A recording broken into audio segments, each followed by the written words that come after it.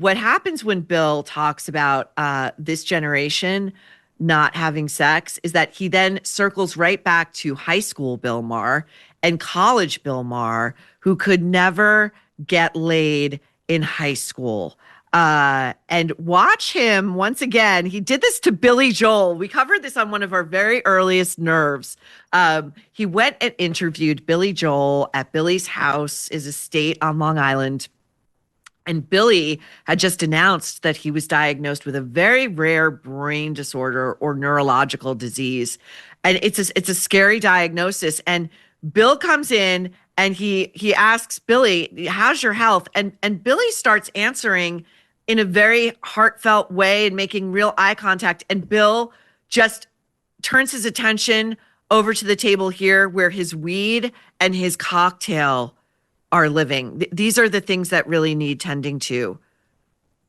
He does it here again. Watch. It's unbelievable. It's unbelievable. Here we go. The wild thing, too, is not just are people not having sex, but they take pride in it.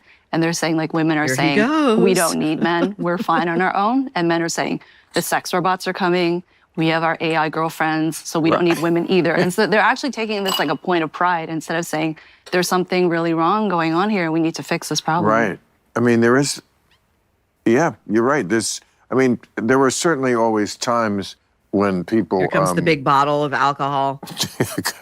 didn't fuck for whatever reason. I mean, if you had met me in high school or college, you'd have met, I was not well, I guess I was what they would call an incel now, because incel stands for involuntarily celibate. Right. It certainly was involuntary on my part. He cannot stop himself. And I'm sorry, but like Bill Maher needs somebody on his team. He probably won't allow for this, but he needs somebody who can have real crisis talks with him. Like, Bill, on your show, quit fiddling with your belt buckle and pointing your pinky down towards your member. It's pervy. Hey, Bill, when you have an invited guest on your show and you ask them a question to which they begin delivering a very thoughtful, articulate answer, maybe don't start making a drink and checking how much weed is in your cigarette case, because it's rude. And we can tell you're not really listening to her. You're more concerned with making your cocktail. She can tell. He's not even listening. He's like, yeah, I guess you're right. Like, he has to like cognitively catch up.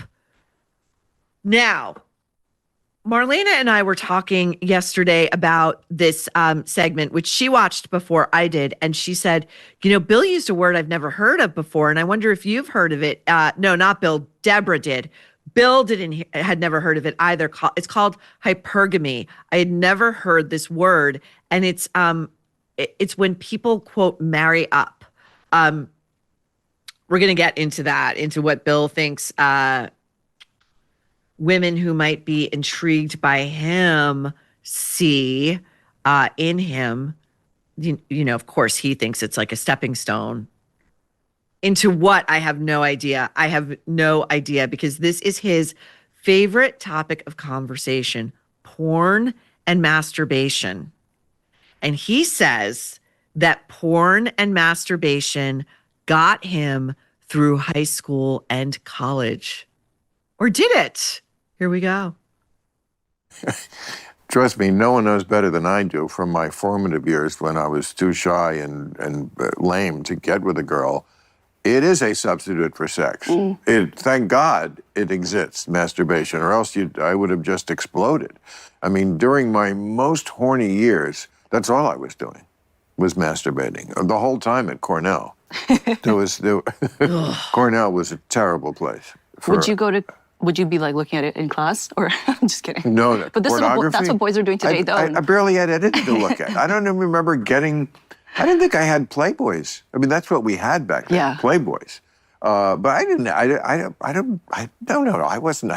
the money to go to the newsstand, which didn't exist, as I recall, and buy a Playboy in Ithaca, New York. No, I think I was doing it from just what I saw around me. Teleporting in from the Paleolithic era is one Bill Maher, who, this author tries to interject, and she's got something very relevant and alarming to say, which is that boys are looking at porn in class. And he just rolls right over that. And he's like, I was stuck up in Ithaca, New York at like an Ivy or an Ivy adjacent. I don't even know if Cornell's an Ivy or an Ivy adjacent. But, he's like, terrible place. It's an Ivy, Marlene is telling me. It's a terrible place. And, newsstands didn't even exist then. Yes, they did, Bill.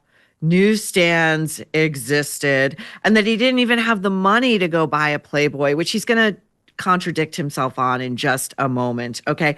But then that clip ends where he says he was just he was masturbating all the time. And I believe it. I believe it. I think he gave an interview once in which he said like he barely cracked a book at Cornell. Like he was just masturbating all the time. But he says just to what I saw around me. That was his stimulus. That was his input. Just to what? Not who. Not the girls who. Not the women who. No wonder girls and women kept their distance from Bill Maher. You can see this guy coming. I mean, just put the trench coat on, just put the hat on and the sunglasses on and just be your pervy self. Now, Bill is going to discuss his porn consumption because America hasn't suffered enough. This is all Bill's rage about his adolescence and his young adulthood, okay? He does this, he invites these women into his studio to make them suffer. And we've got other examples of this. And he's making all of us suffer. Here he is on how he consumes porn. Like any normal red-blooded American male, I look at Pornhub. But even that's fairly recent in my life. I stuck with the magazines a lot longer than most people. Yeah. Because I was kind of afraid. Like, if I go on this Pornhub thing, will they know? Is there a cookie in there? Can they come and say I... And then, of course, I gave in. But that's really within the last 10 years, maybe even 5 years. So, but I see what's on there, and it is astounding to me, some of it.